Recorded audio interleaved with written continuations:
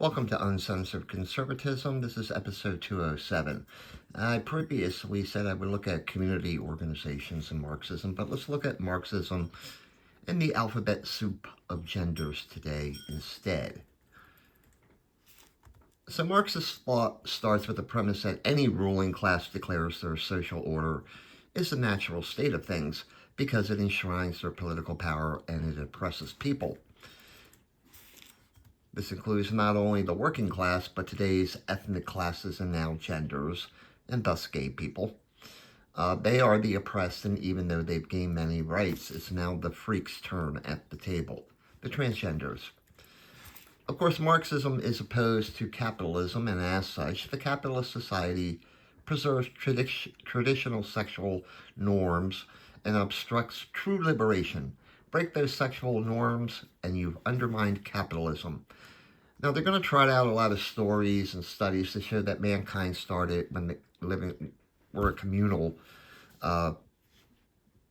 species, and that there was this matriarchy established. And it was only after the accumulation of wealth or capital that the matriarchy was weakened and we see the birth of that dreaded patriarchy. But let's stop it right there, because there is this stuff called archaeological evidence, and we know that there were these things called hunter-gatherers. Women were the gatherers and men the hunters.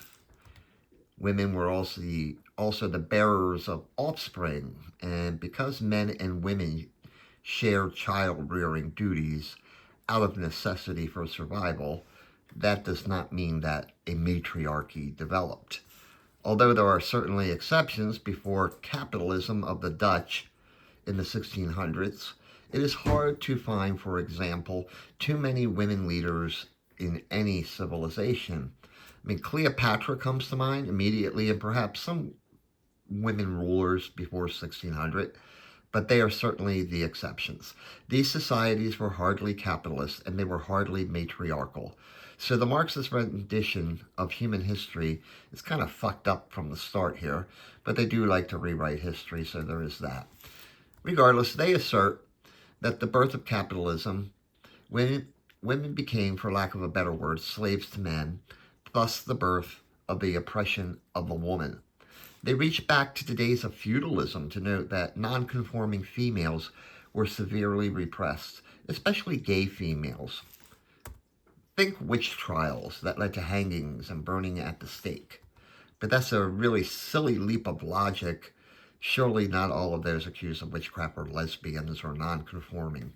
By their logic, Joan of Arc was transgender and gay because she dressed like a man and fought among men. And to the best of our knowledge, never had a relationship with anyone, male or female. I don't know, maybe she was asexual, or maybe she was just busy doing her fighting thing.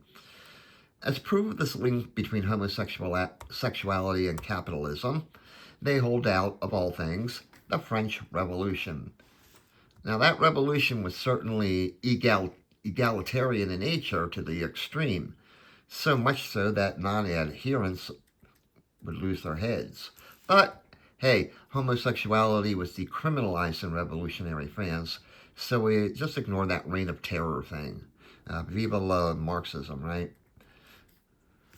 Of course, this then leads to the Victorian era, because the French Revolution didn't last all that long, and this era has been lambasted by the left as the most sexually repressive like ever. But what did these Victorian norms dictate? Basically, that sexuality was confined to the home. It was not to be displayed in public. Marxists point out that the free love movement of the late 1800s was the first signs of a gay rights movement emerging, but that movement simply wanted the government out of sexual and romantic matters like birth control, marriage, and adultery. One can say it was basically libertarian more than Marxist. To be sure, there were groups emerging about homosexual rights at this time, like in Germany with this guy, a doctor and writer, Magnus Hirschfeld.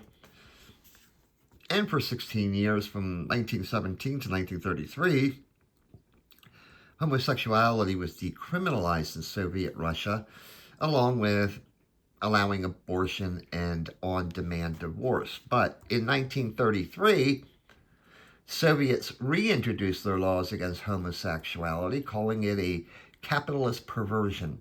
It seems that that 16-year experiment of gay rights in Soviet Russia really wasn't working out that well. Of course, more recently, many historians look to the Stonewall riots of 1969, which galvanized the gay rights movement. But in 1965, people forgot the so-called Compton's Cafeteria riot in San Francisco. This involved mainly transgender people from that city's Tenderloin region. Allegedly a protest against police harassment and the brutality of that city's transgender and drag queen community. It was actually police enforcement of laws against prostitution, not their sexuality.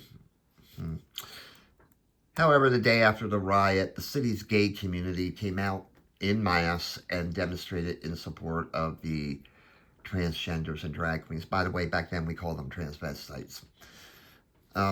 Before Stonewall, there were groups that organized for gay and transvestite rights, with STAR being the most well-known, having been formed by Marsha P. Johnson and Sylvia Rivera. But as Johnson noted, STAR was not only for gays and transgenders or transvestites, but for the homeless and the jobless. In short, the oppressed people, and what is Marxism without a healthy dose of capitalist oppression? Stepping back even further, there were other groups like the Mattachine Society, which was formed in 1950 by this guy, Harry Hay, in Los Angeles.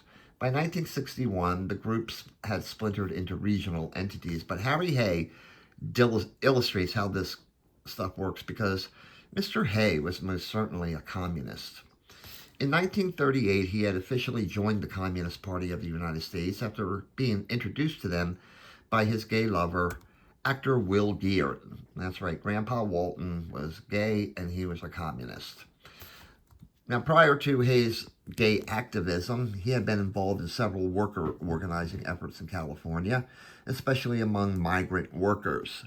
During one event, he hit a cop in the head with a brick, fled, and sought refuge in the home of Clarabelle, a noted Los Angeles drag queen at the time. So clearly, communism and gay activism have a history together. And it's clear that Marxism and homosexual rights initially went hand in hand with Bolsheviks like Alexander Kollontai and some chick named Abel Luxemburg. By 1990, Marxist Leslie Feinberg was laying the foundation for transgender rights. John D'Amelio's musings linked capitalism to gender identity formation. And what emerged was this strange alliance between Marxism and gay rights, rebranded as queer Marxism. But it would not have been possible without first the Marxist infiltration of academia to lay the groundwork. And it's no surprise that Marxist writers like Alan Sears, Kevin Floyd, Holly Lewis, and Peter Drucker are all academics in a capitalist country because basically they wouldn't be able to write what they did in a non-capitalist country. The basic premise of queer Marxism is simple: break the bonds that hold the traditional nuclear family together. If so, this will then usher in some sense of liberation from material goods and lay the groundwork for a socialist utopian state. And the gay and transgender community is ripe for Marxist exploitation since they tend to be unemployed, underemployed, homeless, or temporary workers. That is, they're doubly oppressed. Now, no discussion would be complete without a look at queer theory that swept across college campuses starting in the 1990s. And this is where we start to get terms like heteronormativity or the promotion of heterosexuality, which is so prevalent in capitalist society for so long that it so advanced mankind in a shorter period of time than any in history that, to the Marxists, it must therefore be attacked and destroyed. Instead, it promotes homonormativity, where gays seek to conform to straight norms like marriage and procreation. Well, they got their way with marriage, but here's a dirty little secret. Two gay dudes sucking each other's dick or sticking their dick up each other's asses will not result in procreation. Likewise, two lesbians with strap-on dildos or licking each other's pussies also will not result in procreation. They could get married or adopt a kid, but procreate? Yeah, no. Queer theory also rejects the binary nature of sex and has proved they hold out the intersex person. Now, throughout recorded history, there are very few people, intersex people, born with both sets of genitals, which is the definition. To use this minuscule segment of the whole of humanity as proof that sex is non-binary is downright ridiculous. And yeah, it's not beautiful, dude. Now, the first person to advance so-called queer theory was this woman, Simone de Beauvoir, in 1949, who suggested that what constitutes being a woman is not set in stone. But the biggest name since the 1990s is certainly this hag, Judith Butler. To her, sex and gender are social constructs that shape how one portrays themselves in public. Gender becomes a verb, not a noun. Initially, queer was a slur used against gays, and it's the Q in that alphabet soup. But Butler applies it to all women specifically who are anti-homophobic. And that seems kind of sexist to me, but the patriarchy must be put down and excluded. That is, the Qs are just basically female feminists. But queer theory was born out of political pessimism after the demise of Marxism around 1968. So the gay and transgender community movement today was most certainly born out of universities in North America and the Communist Party itself. All that mumbo-jumbo about social constructs and non-binary and normativities ad nauseum, it's just egghead Marxist jargon and justification for perversity, weirdness, and a mental disorder. Now, as a conservative and believer in capitalism, how do we fight back? Well, it absolutely must start with shielding minors from this crap. And for every so-called attack on transgenders, give 2 examples of bad-acting transgenders.